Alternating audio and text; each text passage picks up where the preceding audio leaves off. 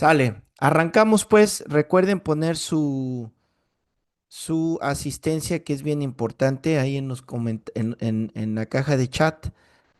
Pónganla, por favor, para llevar el registro, se queda grabado. Entonces, si los maestros no tomamos lista inmediatamente, como tenemos cada profesor nos llega la copia, recurrimos a esa copia para ver las asistencias y así ponerlas. Por eso es importante que ustedes la tengan ahí. A nosotros nos aparece con fecha y todo. Bueno, la clase pasada estuvimos con el premilenialismo. ¿Lo recuerdan? Premilenialismo y amilenialismo. A ver, pregunta de examen. ¿Quién me describe en breves palabras qué es el premilenialismo? En breves, muy breves palabras. ¿En serio? Cuando Cristo regresa antes del milenio. Muy buena. Así, rápido, ¿verdad? El Señor, somos arrebatados. Esa es la semántica correcta. Somos arrebatados con Él antes de que empiece el milenio, ¿verdad? Después de que somos arrebatados, aquí hay un juicio tremendo. Luego, el amilenialismo. ¿Quién recuerda qué es el amilenialismo? Nos explicaba que es una postura donde niegan que existirá el milenio. Exactamente. Vamos ahora a estudiar el postmilenialismo. Postmilenialismo. Y lo que nos dice, como decía Marco hace rato, pues este es al revés, que Cristo regresa después del milenio, o sea, hasta que termine el milenio es que Cristo regresa. Solo para hacer una aclaración, recuerden, es el arrebatamiento, estamos en las bodas del Cordero, acá hay un juicio, mientras nosotros estamos con el Señor, acá hay un juicio y después regresamos todos con el Señor. Por eso, como decía, ¿verdad? Antes de que primero regresa y después el milenio, está bien, su respuesta es correcta, solo quise hacer una más específico, ¿verdad? Lo que sucede. Y entonces es el milenio. Ahora, el postmilenialismo dice que es cuando termine el milenio, es que Cristo va a venir. Pero, pero, pues ya llevamos más de 1000 años, ¿no? ¿Cómo ven las cuentas? Ya llevamos más de 1000 años y pues no ajusta el tiempo. ¿O sí le salen las cuentas a ustedes? Porque a mí como que no me salen mucho las cuentas con esto. Entonces, cuando las cuentas no salen, o sea, cuando no se cumple exactamente, el peligro que se corre es la tendencia a alegorizar las cosas. Ah, es que no son 1000 años. Sí, no es un tiempo y se empieza a tratar de alegorizar, donde ya no se refiere a 1000 años contados y o se empiezan a hacer cuentas buscando otros eventos, ¿no? Ah, no, es que hay este otro evento, por ejemplo, dice esta postura que el reino milenial se está llevando a cabo desde los apóstoles, desde los apóstoles hasta nosotros, y que ahorita el mundo estamos viviendo un periodo de oro. Eso es lo que dice esta postura. O sea, una época dorada, la que ahorita, según esta postura, estamos viviendo. Pero entonces, ¿se acuerdan de los pactos que hablábamos, que les dije que eran importantes?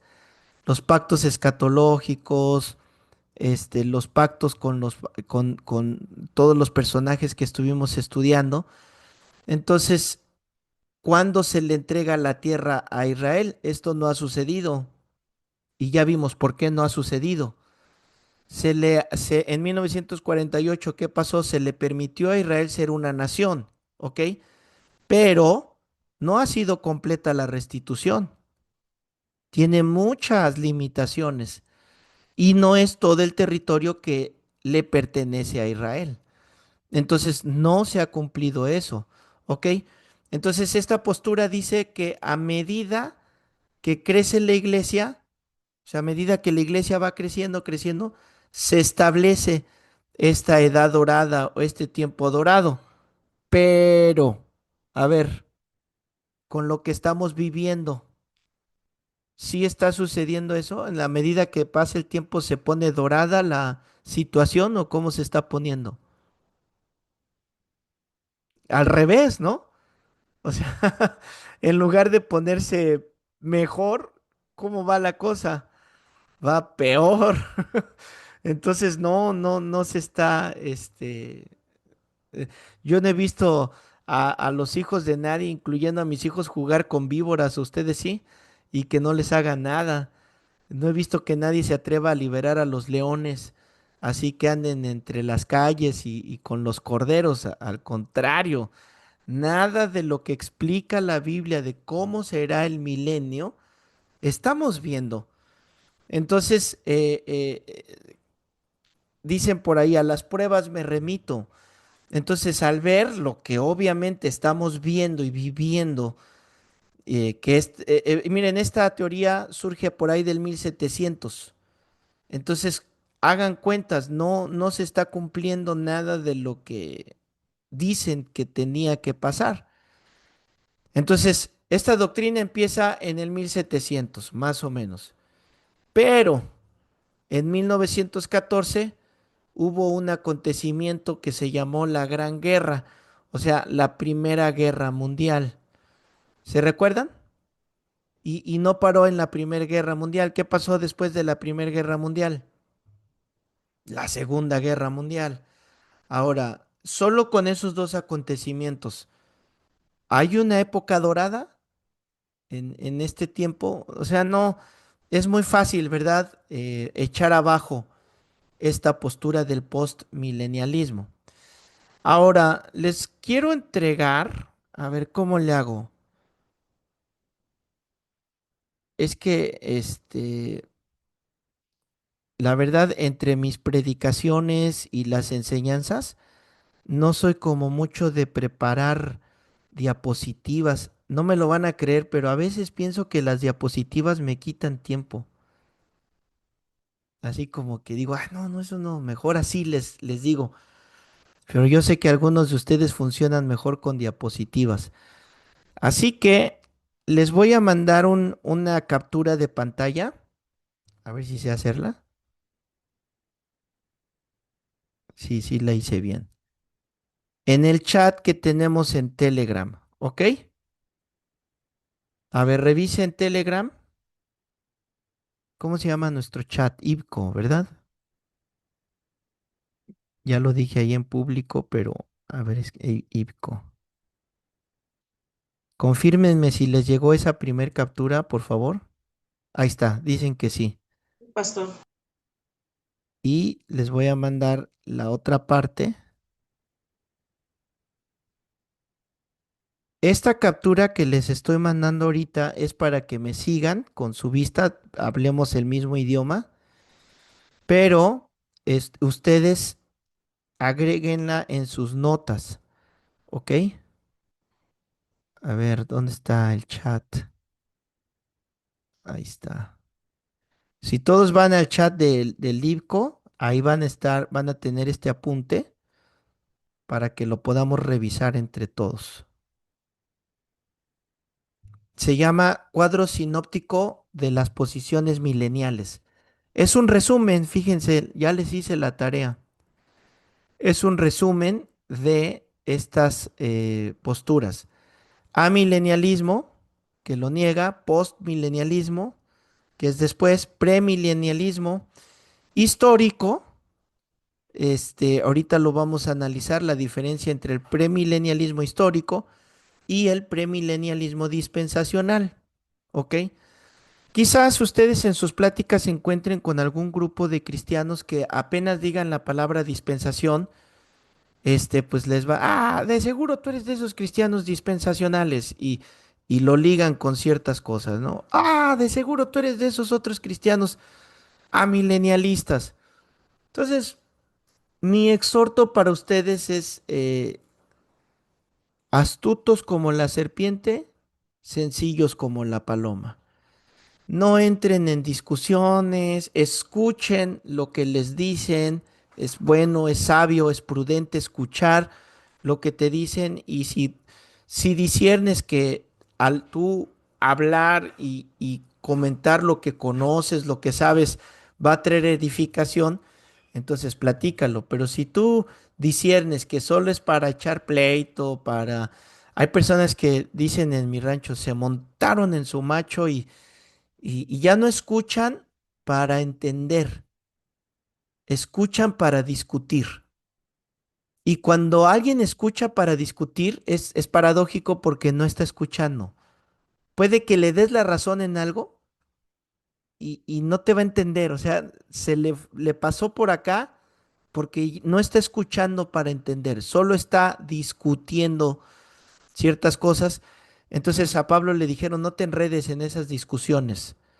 Y mi ánimo para ustedes es no se enreden en ese tipo de discusiones.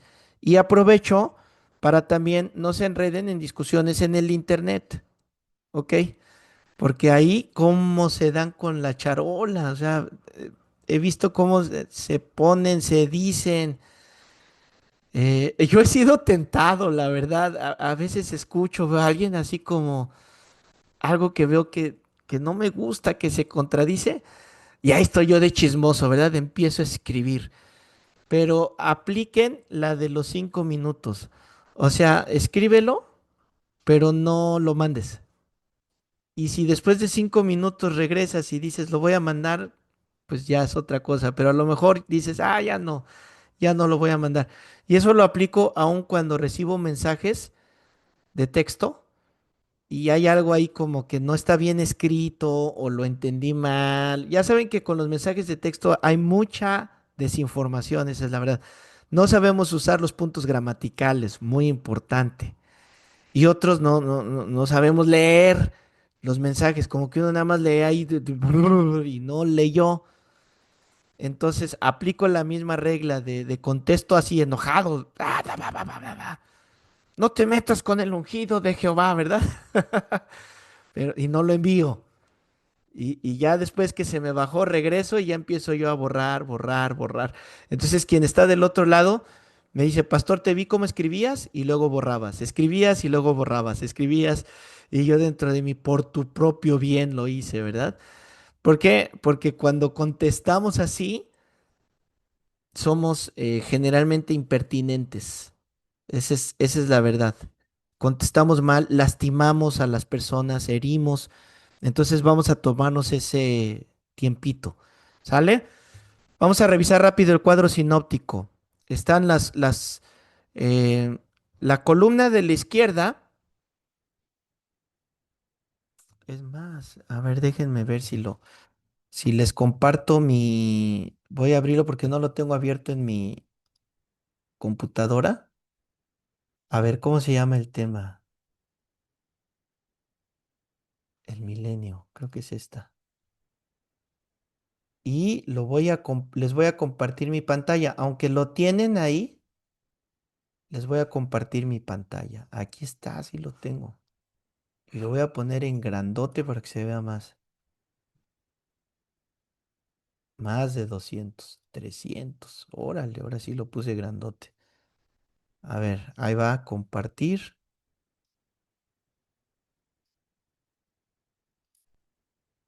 ¿La ven? ¿Mi pantalla? ¿Sí la ven o no Sí, la ven? sí. Sí, Okidoki, eso es bueno que la vean. Y la puse así en grandote para que... Ahí está.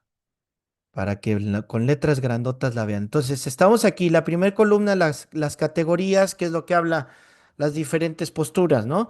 La segunda venida de Cristo, la resurrección, los juicios, la tribulación, el milenio, Israel y la iglesia y los teólogos que la apoyan, ¿ok? Luego, la siguiente es lo que dice cada una de estas cuatro posturas diferentes. Vamos a ver la primera. La segunda venida de Cristo, el amilenialismo, dice que es un acontecimiento único, no hay arrebatamiento. Generalmente una milenialista te va a decir que no existe el arrebatamiento o el rapto. Les gusta mucho usar la palabra rapto porque la palabra rapto no aparece en la Biblia. Y en la segunda venida introduce el estado eterno. El postmilenialismo dice que la segunda venida también es un acontecimiento único y Cristo regresa después del milenio. O sea, que no hay un arrebatamiento y una segunda venida, sino que todo es uno solo. El premilenialismo histórico, el arrebatamiento y la segunda venida son simultáneos y el dispensacional dice se lleva a cabo en dos etapas. El arrebatamiento antes de la tribulación y luego la segunda venida después de la gran tribulación. ¿Ok? Luego, la resurrección. En la segunda venida se va a llevar a cabo la resurrección de creyentes y de no creyentes. El post dice que en la segunda venida se lleva a cabo la resurrección de creyentes y de no creyentes, pero el premilenialismo, los dos cambian. En el histórico dice se lleva a cabo al comienzo del milenio y la resurrección de los injustos se lleva a cabo al final del milenio. Y el dispensacional dice los muertos en Cristo resucitan primero y luego nosotros los que hayamos quedado en un abrir y cerrar de ojos, ¿verdad? Los juicios. El amilenialismo dice que habrá un juicio general de la humanidad, un solo juicio al final. El postmilenialismo, hay un solo juicio, el juicio final. Y el premilenialismo histórico dice todos los juicios son al final de la tribulación y el dispensacional dice que son 7 años de juicios, juicios de las obras, no de la fe, no es para condenación, o sea, no es para ver si eres salvo o no. Luego los judíos y los gentiles reciben el juicio al final de la tribulación, que es el juicio a las naciones, es para gente viva, pero no es el juicio final. Y al final viene el juicio final o el gran trono blanco. Ahora, aún aquí, en estos 7 años de juicios, aún aquí hay debates entre si son 7 años o son menos porque se acortan, o son 3 años y medio solamente, 3 años y medio de tribulación y 3 años y medio de gran tribulación. Y aún los 3 años y medio se acortan. O sea, esto de la escatología, híjole, tiene mucha tela de dónde cortar. Y miren, como apenas el pastor Chuy predicó acá en Cancún y decía, lo más importante es saber que Cristo viene, que nos vamos con Él. Eso es lo más importante. Es bueno que sepamos, es bueno que hagamos cuentas, es bueno que veamos los tiempos y todo esto, pero han sido siglos de discusiones, ¿no? Siglos de discusiones. ¿Y quién tiene la razón? ¿Quién sabe? No sabemos. Es bueno que lo sepamos, es bueno que lo estudiemos, por eso les doy las diferentes posturas, por eso quiero que las conozcan. Y para los de internet, amados amigos o hermanos, cálmense, no se enojen. ¿Ok? Seguimos. ¿En qué íbamos? En la tribulación. El amilenialismo dice que ya que estamos viviendo la tribulación. El postmilenialismo se está experimentando hoy también. Y los premilenialistas dicen la iglesia va a atravesar toda la tribulación. Pero el dispensacional dice en la tribulación la salvación ya no es por fe, porque ya no estamos. O sea, los que hemos creído por fe hemos sido arrebatados. Ahí la salvación va a ser por obras. Si crees en Cristo, debes morir.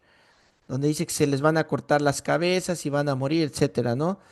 Debes morir por Cristo y ellos resucitarán después de la gran tribulación. Y también aquí hay diferentes posturas, que si van a resucitar hasta en el milenio o después del milenio, ¿no? Todo el milenio no lo van a pasar o sí lo van a pasar. Híjole, mano. Está esto como para agarrar palomitas y empezar a ver cómo se pone la cosa. Luego, el milenio. En el milenialismo, obviamente no hay milenio. El postmilenialismo, la presente era se integra al milenio por el progreso del evangelio, lo que hablábamos de que estamos viviendo una época de oro, y las otras dos, histórico y dispensacional, dice el histórico que ya lo estamos viviendo porque Cristo reina en el cielo. ¿Sí ven? Y el dispensacional dice que Cristo va a reinar 1000 años en Jerusalén y los sobrevivientes, o sea, los que sobrevivan a la gran tribulación, pueden pasar al milenio. Y aquí quien me va entendiendo, aquí ya se le abrieron unos ojotes. Así que, ¿cómo? Los que sobrevivan pueden pasar al milenio y los incrédulos resucitan al final de los 1000 años, al final del milenio, para su juicio. Eso es lo que dice. Y aún aquí les digo, hay diferentes posturas, hay diferentes donde están de acuerdo en una cosa, pero no en otra cosa. Por eso se las menciono para que ustedes las sepan, las conozcan.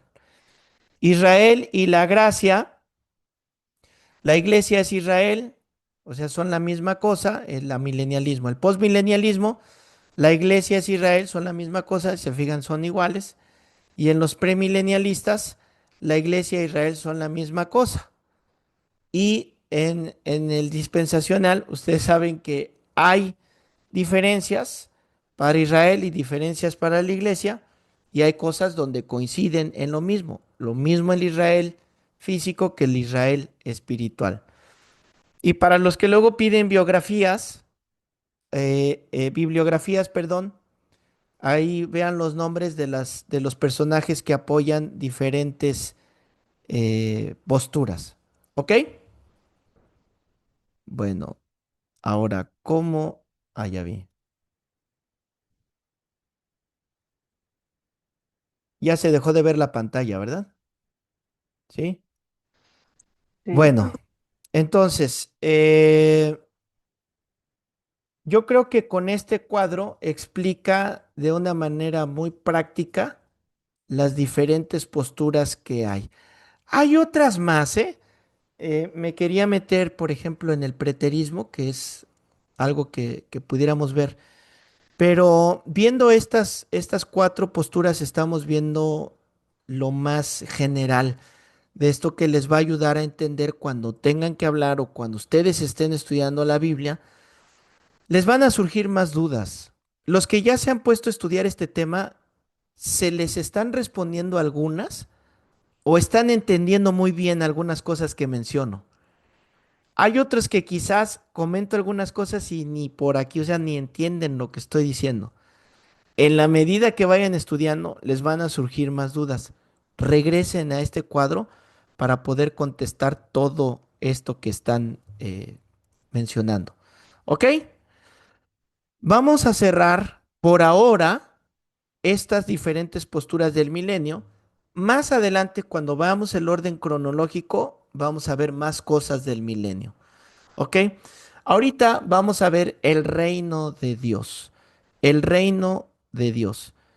Eh, ¿Algún comentario que tengan sobre el milenio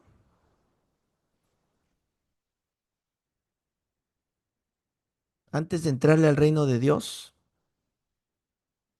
No. Ok, les digo, hay mucho tela de qué cortar, la vamos a ver todavía más adelante.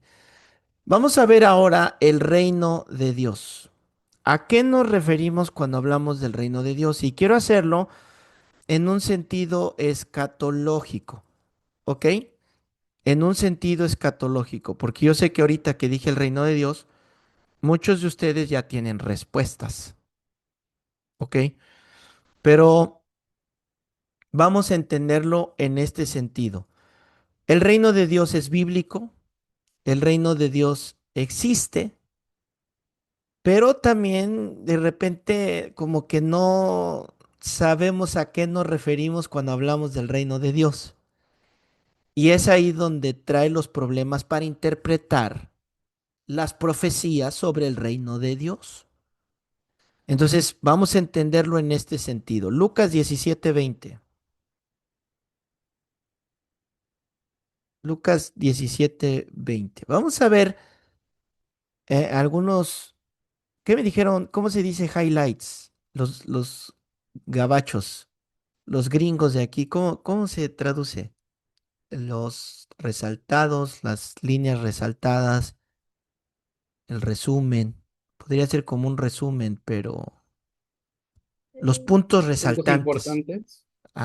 Los puntos importantes de esto son palabritas que nos van a dar esos puntos importantes así rápido. Lucas 17:20. Preguntando por los fariseos cuándo había de venir el reino de Dios, le respondió y dijo, el reino de Dios no vendrá con advertencia. La palabra clave ahí es vendrá. ¿Por qué? Porque está hablando en futuro, ¿ok?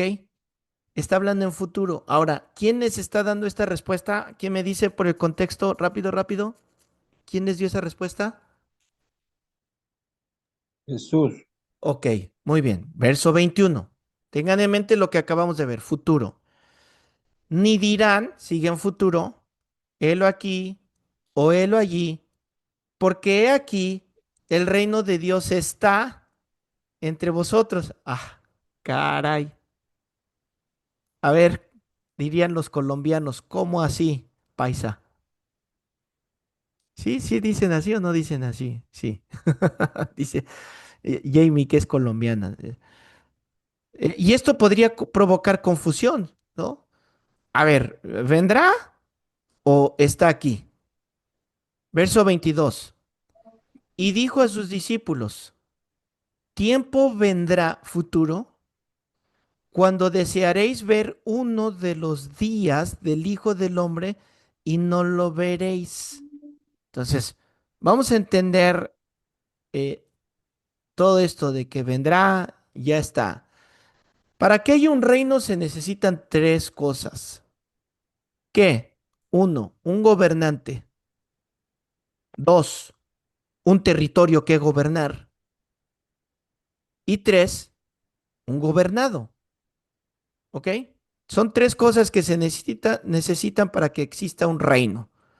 Un gobernante, un territorio y un gobernado o un grupo de gobernados o gobernados. Vamos con el número uno o inciso A, no sé qué les dije, incisos o números. Un gobernante. Segundo libro de las Crónicas, capítulo 20, versículo 6. Alguien, por favor, que lo lea en voz alta. El esgrima bíblico arranca. La Biblia más rápida que lo lea. Perdón, ¿puedo repetir? Ya me perdí. Segundo libro de las Crónicas, capítulo 20, versículo 6. A ver.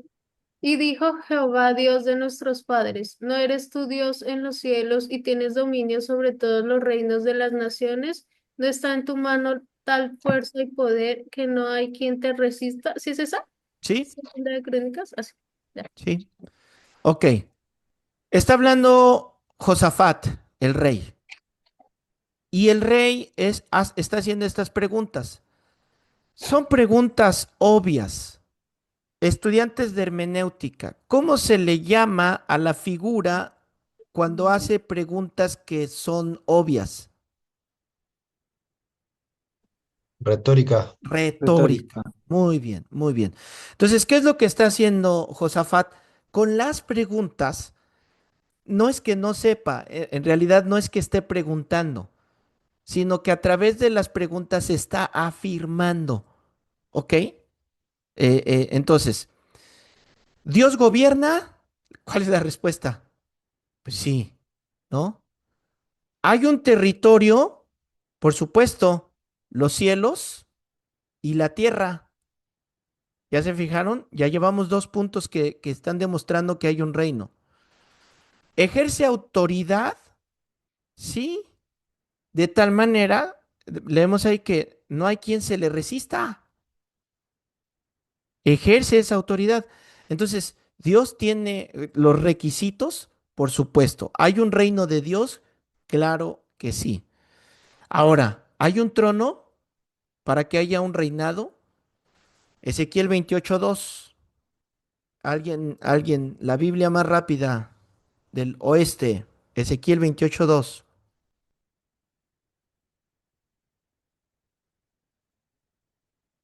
Estamos viendo elementos del reino, ¿eh?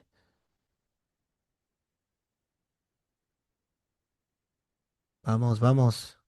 No sean tímidos, apachúrrenle. Amén. Dice, hijo de hombre, di al príncipe de Tiro, así ha dicho Jehová el Señor, por cuanto se enalteció tu corazón y dijiste, yo soy un Dios, en el trono de Dios estoy sentado en medio de los mares, siendo tú hombre y no Dios, y has puesto tu corazón como corazón de Dios. ¿Continúa? No, hasta ahí, hasta ahí. Es que ya quiero entrar a este punto del trono. ¿Qué representa un trono? El trono representa autoridad. De hecho, los tronos de los reyes, nadie se puede sentar más que el rey en el trono. Es una grave violación en los países que aún tienen reinos. Nadie puede sentarse en ese trono. ¿Por qué? Porque el trono representa autoridad. Entonces, estamos estudiando el reino de Dios. Tiene un gobernante, tiene gobernados, tiene territorio, tiene un trono.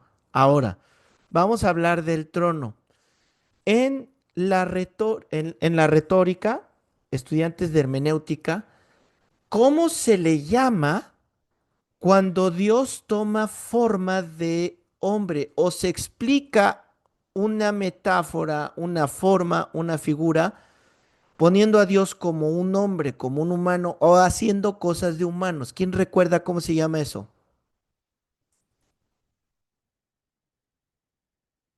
Les voy a dar una idea. Hombre y forma. ¿Quién se acuerda?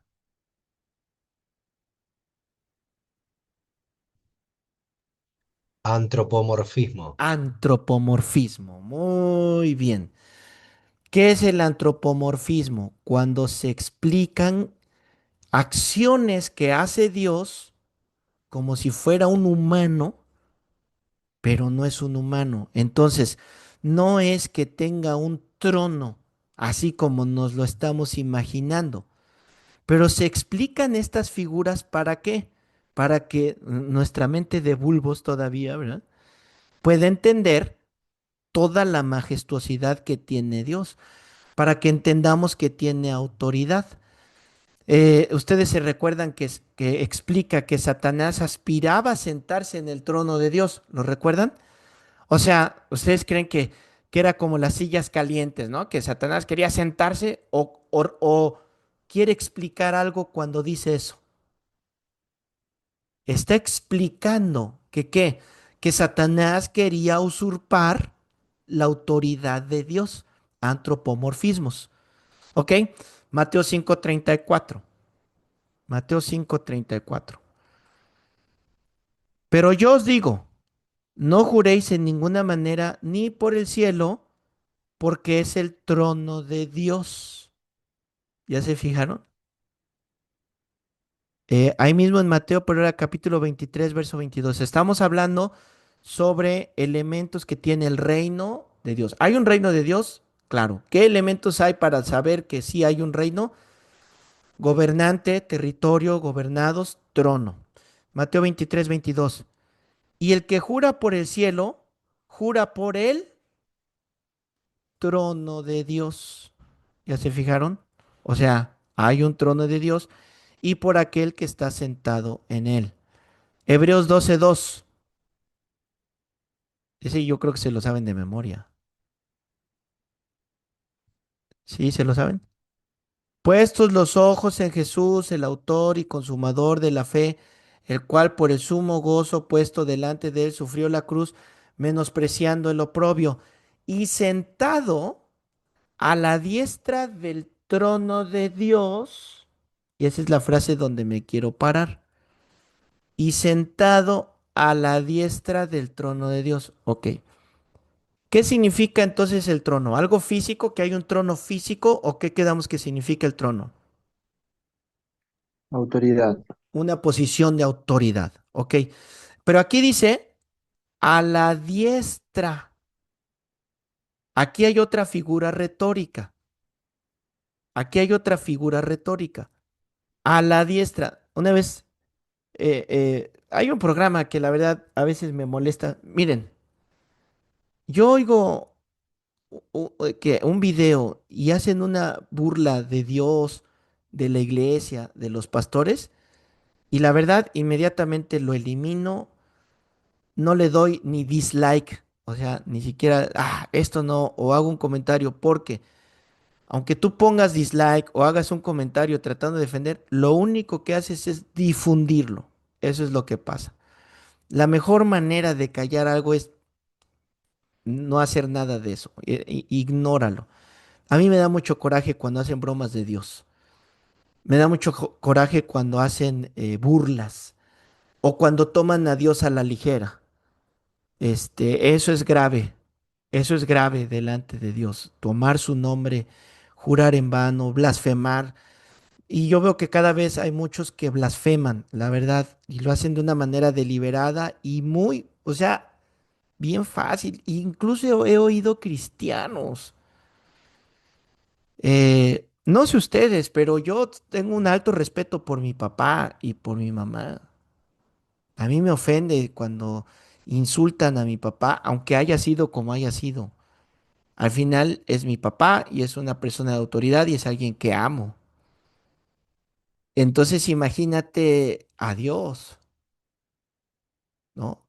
Entonces vi este programa de Los Simpson, que esos son especialistas en blasfemias, y era de esos videos cortos. Y entonces están explicando, ponen a Dios Padre, así como alto y pelo canoso, y luego a Jesucristo y lo ponen a la derecha. ¿Por qué? Pues porque la Biblia dice que está a la diestra del Padre, ¿no? A la diestra del Padre. Y para colmo hacen una blasfemia ahí. Pero cuando vi esa imagen, entendí lo que muchos entienden cuando oyen que Jesús está a la diestra del Padre. Entonces, esa imagen que pusieron estos Simpson es una imagen que a muchos se les puede poner como que el Padre es la autoridad, el jefe, y el Hijo menor, porque el Hijo obedece, porque el Hijo se sujeta, porque el Hijo es menor, pues está a un lado jugando del Padre. Y esa imagen es muy fácil que hasta cristianos la puedan tener por no entender lo que la Biblia quiere decir. Recuerda, la Trinidad es Padre, Hijo y Espíritu Santo. Quizás cuando decimos primera persona de la divinidad, segunda persona, en nuestra mente, en la neurolingüística, o sea, cuando juntas tu neuro con tu lengua y decir primera persona te lleva al primer lugar, ¿no? Y luego segunda persona, ¿qué piensas? Abajo, segundo lugar, tercera persona. Entonces muchos cristianos lo entienden así, como que el Espíritu Santo es menos importante. Y así lo tienen en las iglesias, menos importante. El Hijo lo ven como sujetado al Padre, aunque sí se sujeta, ya me metí en esto, sí se sujeta cuando tomó Dios su forma de hombre, porque Filipenses lo explica, y estando en forma de hombre se humilló a sí mismo, ¿verdad? Muriendo, pero no que sea menor, sino que estando en la forma humana, se sujetó, y él mismo lo dijo, yo hago todo esto para que todos estos vean, para que todos ellos aprendan. O sea, él vino a mostrarnos al Padre. Y peor con esta blasfemia de esta mujer, es una blasfemia cuando dice que Elohim, el Eterno, creó al Padre y creó al Hijo y creó al Espíritu y le llaman la cuadridimensión. No es lo de Yom Kippur, es otra es una blasfemia porque ahí sí está de por medio la salvación. Imagínense diciendo que Dios es creado. O sea, yo creo que al más parvulito del Instituto Bíblico, quien se metió 5 minutos a estudiar el Instituto Bíblico, sabe que Dios no es creado, ¿o no? Qué bueno que quitaron ese video, pero qué malo que no reconozcan su error para quitar esa falsa enseñanza que se divulgó, pero miren, decimos en México como pan caliente, o sea, ¡frum! Empezó a llegar a todos, se hizo viral. Entonces les digo, debemos de tener mucho cuidado, mucho, mucho cuidado. Entonces, esta es una figura retórica que está a la diestra, es una figura retórica. ¿Qué significa la diestra? Que en autoridad del trono, en la autoridad del trono, la diestra es la que ejecuta y decreta. ¡Pah! Se hace. Eso significa. En la Biblia leemos cuando dice, tu diestra nos ha sostenido. ¿Ah? ¿Lo han leído? Tu diestra nos ha sostenido. O sea, no llegó y los puso en su mano derecha, ¿verdad? Y los llevaba literalmente en la mano derecha. ¿Qué significa? Que su poder, su autoridad, su decreto hizo que fueran guardados, que fueran salvados. Habla del brazo de Jehová, ¿verdad? ¿Quiénes son estos que de la nada se han levantado? No somos nosotros, es el brazo de Jehová. ¿Qué son esas? Son figuras retóricas. Entonces, cuando habla aquí es de esa autoridad que ejecuta. A eso se refiere. Vamos a Apocalipsis 7, versículo 15. Por esto están delante del trono de Dios y le sirven de día y de noche en su templo, y el que está sentado sobre el trono extenderá su tabernáculo sobre ellos. Ok, apunten Apocalipsis 14:5, Apocalipsis 22:1 y Apocalipsis 22:3. Son citas que nos hablan de que hay un trono, ¿verdad? Entonces, hay un rey que está sentado en un trono que representa la autoridad y vamos a ver cómo Dios tiene autoridad, ejerce su gobierno. Daniel 2:20. Daniel 2:20.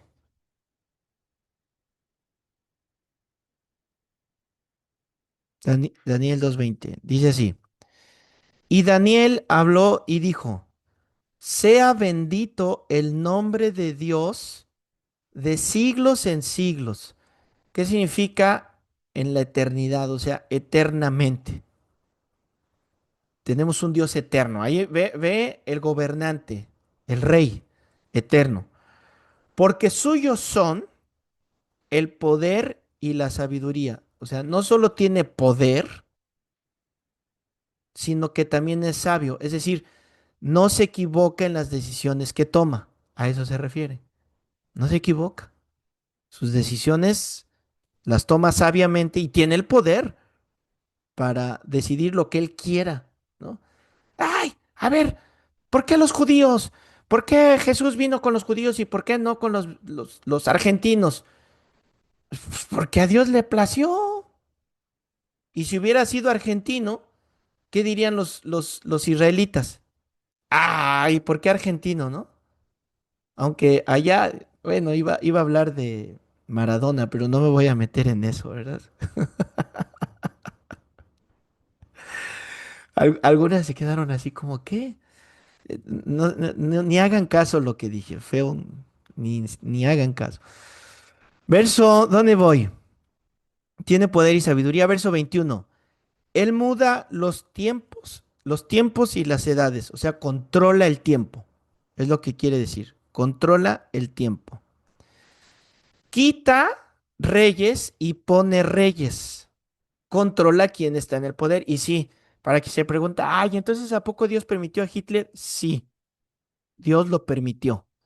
A Hitler y a Mussolini y a todos, hasta Trump. Luego, ¿dónde vamos? Quita reyes y pone reyes, da la sabiduría a los sabios y la ciencia a los entendidos. O sea, da la capacidad para razonar, ¿no? Eso viene de Dios. Verso 22. Él revela lo profundo y lo escondido. Aquí ya habla del origen de las cosas, del universo, porque da revelación y va mostrando cosas, ¿verdad? Conoce lo que está en tinieblas y con él mora la luz. O sea, conoce lo que nosotros no podemos ver, es lo que dice. Conoce el mundo de las tinieblas, sabe lo que hace Satanás, sabe lo que planean, sabe lo que piensan, sabe su golpe maestro que quieren dar, él ya lo sabe, ¿verdad? De tal manera que por eso nos prepara, por eso la escatología, ¿no? Ya sabe lo que va a hacer y nos dice, miren, ustedes hagan así, así, así. No lo ignora. Una cosa es que lo permita y otra cosa es que no lo sepa, ¿ok? Eso es bien diferente. Ejerce autoridad que nadie puede resistir. Y vamos a ver en Mateo 28 la autoridad de Dios, cómo en su autoridad todo lo hace con sabiduría, pero también con misericordia. Fíjense, vamos a ver esta autoridad. Estamos viendo la autoridad, ¿verdad? Ya vimos el trono, ahora la autoridad. Mateo 28, 18. Y Jesús se acercó y les habló diciendo, toda potestad me es dada en el cielo y en la tierra. Esta declaración, hermanos estudiantes, hermanas estudiantes, esta declaración es aplastante para quien pregunte si Jesús dijo que es Dios. ¿Ustedes qué creen que está diciendo con esto? No, oye, es que Jesús no es Dios. Ah, caray. Él dijo toda potestad. ¿Qué es toda potestad? Todo el poder. Yo lo tengo. Aquí en la tierra y allá en los cielos. Entonces, ¿quién tiene autoridad sobre todo? Jesucristo. Porque la Biblia dice, todo fue hecho de Él, por Él y para Él. ¿De quién está hablando? De Jesucristo. Es que es tan tremendo. Todo es de Él, todo es por Él y todo es para Él. Wow. O sea, entre más lo piensas, dices, me hace cortocircuito, pero wow, ese es Dios, ¿no? Por esta autoridad que nos da, verso 19, porque Él tiene toda esa autoridad, como yo la tengo, dice el Señor, vayan, ustedes vayan, y ustedes hagan discípulos a todas las naciones. Yo tengo el poder, y Él dijo, las puertas del Hades no prevalecerán contra la iglesia, ¿sí o no?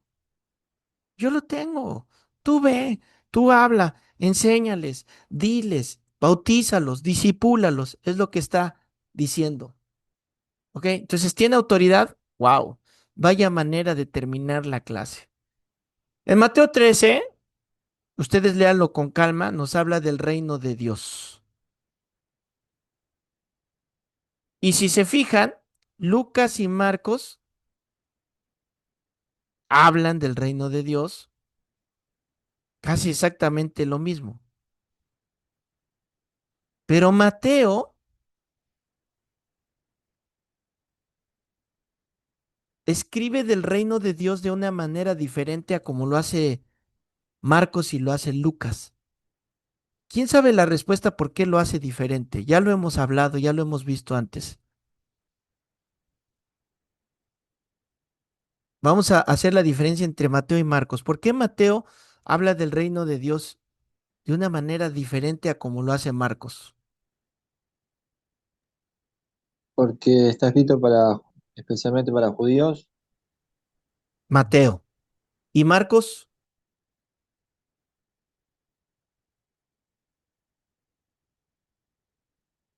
Lo contrario, para gentiles. Esa es la diferencia. ¿Sí ven? Bueno, vamos a seguir con este tema la próxima clase. Vamos a pararlo aquí porque no quiero que se me duerman. y que se les explote la mente.